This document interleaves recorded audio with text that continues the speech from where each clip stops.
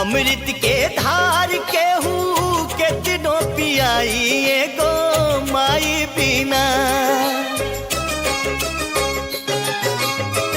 अमृत के धार केहू केतनो पियाई एगो माई बिना। कैसे करे जवा जुड़ाई ये भाई एगो माई बिना। कैसे करे जवा जुड़ाई ये भाई एगो माई बिना।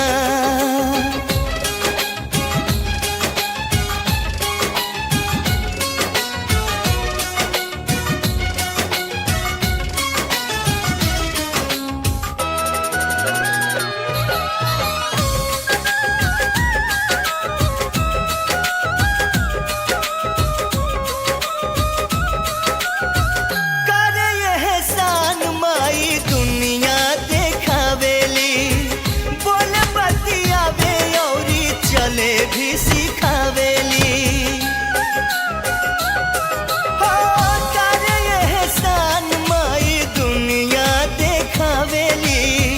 बोले बतियावे और चले भी सिखावेली।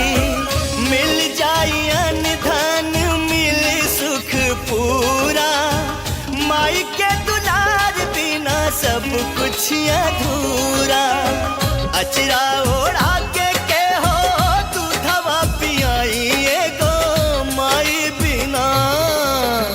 कैसे करे जवा जुड़ाई ये भाई एगो माई बिना। कैसे करे जा